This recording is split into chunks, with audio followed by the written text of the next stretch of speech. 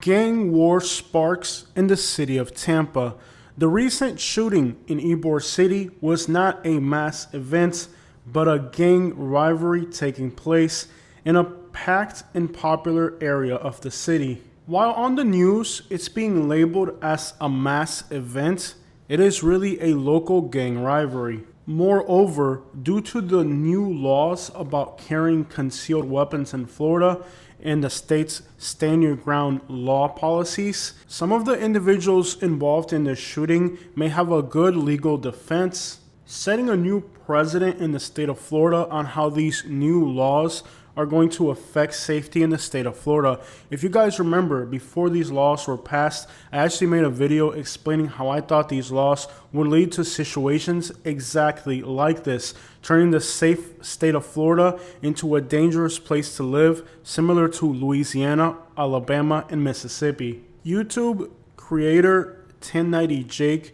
reports that the incident was between the Cross Fletcher neighborhood of North Tampa and the Town and Country neighborhood of West Tampa.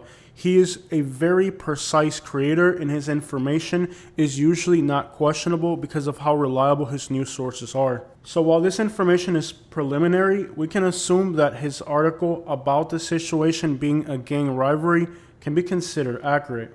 And while there's no exact racial definition to this issue, the Fletcher area is predominantly going to be black gangs, and Town and Country is predominantly going to be Cuban or Puerto Rican gangs, which means that now in the streets of Tampa, you may have a racially charged neighborhood gang rivalry.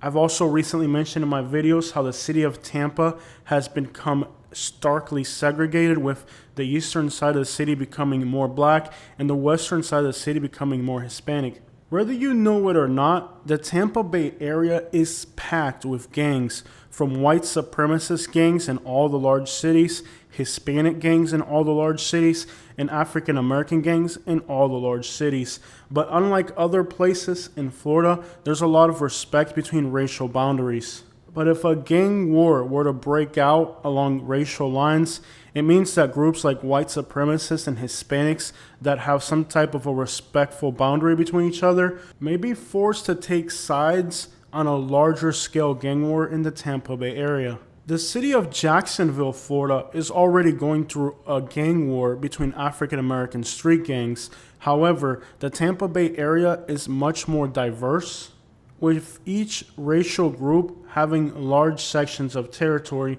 which means that the Tampa Bay area could become an all-out gang war. And the new state laws in Florida is what created the circumstances that led to this argument. In the past, people would not be able to all just carry weapons without a concealed carry permit. Now that you don't need that in the state of Florida, people are going to be carrying guns, which means that it will make situations more volatile. Exactly what I mentioned in the video that I made about this new law coming to Florida, which was that it would create circumstances that would make it more propense to end up in events like this. And not only does adding weapons into a situation make it more violent, but also when it hits the courts, it's going to start to set a precedent on what type of outcomes these cases could have. And if these individuals are able to go to court and prove that it was in self-defense, we can get used to things like this happening in Florida, as criminals, gang members are going to feel more emboldened to take on these acts, knowing that there's a possibility they can get away with it if they can mask it as a self-defense. Usually, when you think about gang rivalries, a lot of people are going to automatically think about a state like California. But the state of Florida has always had a higher murder rate than the state of California. And the city of Tampa has always had a higher murder rate than Los Angeles, which means that there's already more violence taking place in Tampa. And adding a gang complexity to the situation is only going to be even worse. People are very hesitant to cooperate as witnesses in Florida when there are murders, specifically in South Florida, as in the case of Fort Myers, where the murder rate was higher, 2 times higher than Compton, California in 2012. And despite the violence, nobody would speak up, with the police finding bodies simply because they started to smell, since nobody in the community would dare call 911 to report a body on the streets.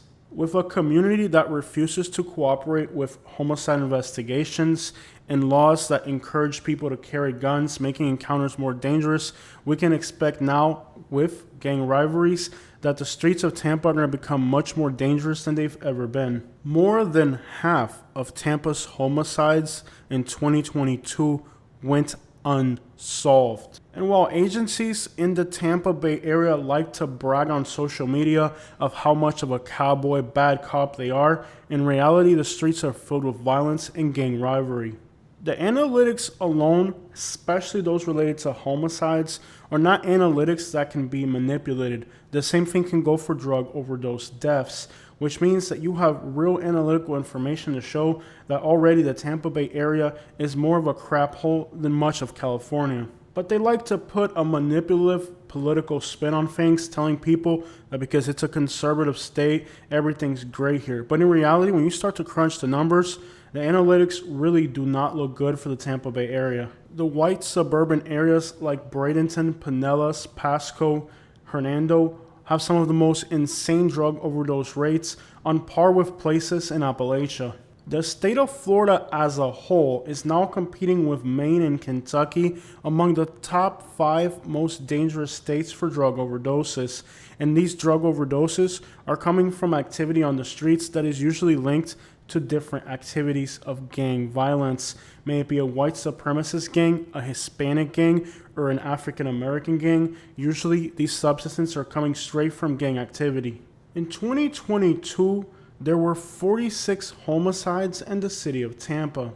The town and country neighborhood or city or unincorporated area to the west of Tampa is predominantly a Cuban and Puerto Rican neighborhood. This used to be a nice white suburban area that was slowly bought up by Latino families. And while this area has overall very low crime rates, do not ever underestimate Latinos being willing to get engaged in rivalries. So today, simply because an area is suburban, that doesn't mean that the youth there isn't willing to engage in inner city conflicts. So while at first glance, the Cross Fletcher neighborhood, which they were disputing with, may seem like a tougher, more inner city neighborhood, that doesn't really mean anything. If those kids from the suburbs are willing to do the same thing that kids in the inner cities do, then the rivalry can be evenly matched. Overall, in the Tampa Bay area, the older population is more focused on economical crimes, and they put aside racial boundaries. It doesn't really matter. The number one intention by these older gangsters is to get money and live a lavish lifestyle. It's the young kids that are coming up that are going to be encouraged to join these neighborhood boundaries, and that is what's going to turn Tampa into a very dangerous place, since today the suburbs and the city and the downtowns are all areas where people from all over the city gather. Today, young people have access to weapons and vehicles and video games that are encouraging a catch the ops type of game mentality. So with all that, today, kids in the suburbs, regardless of their racial background, can end up involved in street activities. And with access to guns, access to vehicles, we can assume that the youth can really spiral out of control in violence. The way your children portray themselves on social media is a great indication on the types of things they're going to be involved with when they gather with other children, the types of music that they listen to, the way they dress. All these things are going to give you an indication on the direction that your children are heading. If you are a parent, even if your children are living in a nice suburban area, they can get caught in some very nasty gang activity. If you set boundaries for them, like not allowing them to be out late at night, watching who they associate with, and in particular, not giving them access to transportation if they don't really need it, there's a lot of things that went wrong in this situation. Like, why does a 14-year-old have access to a vehicle? Why does a 14-year-old have access to weapons? Why is a 14-year-old out on the streets at 3 in the morning with an entourage of friends way across town? Why do the parents allow their children to have social media accounts that are involved in gang activities? There's no reason why the parents aren't aware that their kids are posting gang-related things on social media. It's a parenting problem because all these were preventive steps that they could have taken that would have saved many lives on this day. We are seeing a rise in these types of events. Don't be out at 3 in the morning. Avoid areas where there's large events. If you go home early, you can have a lot of fun. I go into all types of different inner city neighborhoods and dangerous areas in the daytime, and you usually don't have a problem. But at 3 o'clock in the morning at a large event where there's young people from different neighborhoods, you can almost predict how that's going to end up. And parents, don't think because you live in a suburban area or a little country neighborhood like Buckingham or somewhere in Lehigh, somewhere that's far off the beaten path, don't think that it's okay for your kids to be out there at night. They're engaging in illicit activity, criminal activity, and today even white children are getting involved in racial gang rivalries. If your kids are hanging out by the creek or hanging out in a parking lot somewhere with a bunch of their friends late at night, there's going to be two elements present: criminal and gang. And that doesn't matter if they're white, black, Hispanic, or Asian. That is what's going on at night in the streets of Florida. And you as a parent have the ability to prevent that from happening. You can still enjoy your life. You can still give them freedom. But should your 14-year-old kid be out there at 3 in the morning? This is a really sad event. And we're starting to see how in the state of Florida, the new laws and the new changes that are taking place in the state are only making the state's gang problems even worse. Doesn't matter how propense your kids are to getting involved in these activities, if you keep them at home and far away from bad associations, chances are they won't end up ruining their lives before it even starts. There's a lot of good activities like fishing, remote control vehicles, from remote control airplanes, remote control cars. They even have little boats now that are remote control. There's so much outdoor activities, fishing, bike riding, all types of electronic hobbies out there they can get into. Those video games at home are also super dangerous. That social media at home is also super dangerous.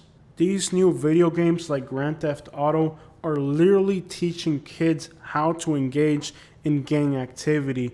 And they're very realistic games. These children are visualizing what it's like to, in portrayal in their imagination, live out a lifestyle that isn't real, that's usually related to gang activity. When you go out there on the streets at night, you can't really predict how other people are going to act. People are more high than ever, more unpredictable than ever, more dangerous than ever. But you can control what happens in your own household, and you can use wise decisions like avoiding large events, staying indoors during holidays when people are out there doing all their crazy activities.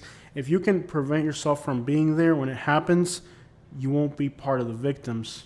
When you put a cell phone, an internet connection, a car, and easy access to weapons in the hands of kids, you're creating a recipe for disaster, and a lot of this can be prevented at home. All right, everybody, so that is the real situation on the streets of Tampa.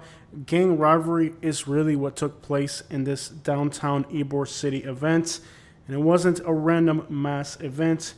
It was more of a gang rivalry, which is even more concerning because while these massive events are always given a bad light in the media, the music your children are listening to and the social media that they have in the palm of their hand is glorifying these types of activities, which means that your children could easily be involved in these situations.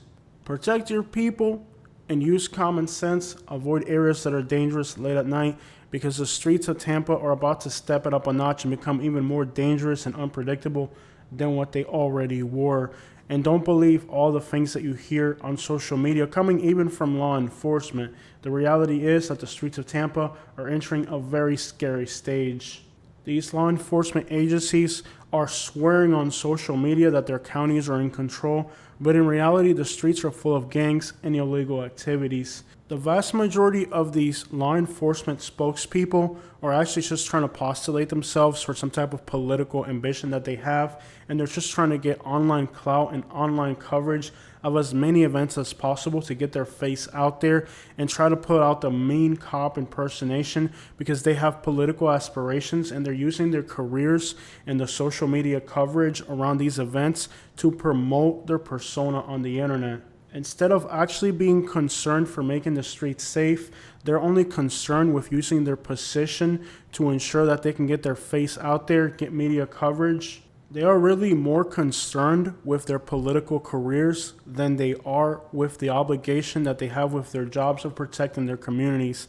And that perhaps could be part of the problem that today in Florida, they're more concerned about portraying like everything's safe than actually making sure everything is safe. And a lot of these analytics are hard to believe, but there are some analytics that are undisputable.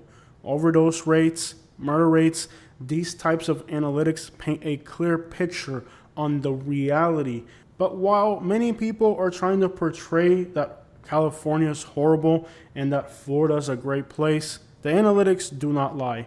Whether it's coming from addiction or coming from violence, the state of Florida has a serious problem. And it doesn't matter how they want to depict it. When you look at the real hard numbers, the situation in Florida isn't looking good. And it's possible that Florida could start to step into numbers more on par with the Deep South, being that Florida for a very long time was different. Even though it was geographically in the South, it was analytically in the Northeast. The real estate market is also coming to a pause, which means that we could see economical hardships for a lot of people, and all that will only lead to more violence in the streets of Tampa Bay. Alright guys, that is today's video, and again, I'm not giving you a political spin, I'm giving you the true facts of what's going on. This is Jose from Southern Life. I hope you enjoyed today's video. Spend more time with your family on the beach and going to parks, and less time letting them go out there at night because it's a real jungle. And if you're wondering, is there gang activity in the suburbs as well? Absolutely. In fact, there's as much gangs in the Tampa Bay area, in small towns and suburbs, places like Lakeland, Plant City, Bradenton, Palmetto. All of these small suburbs are packed with gangs as well. It's not just in the inner city anymore. So don't think because you're not in the inner city that you cannot be affected by these issues.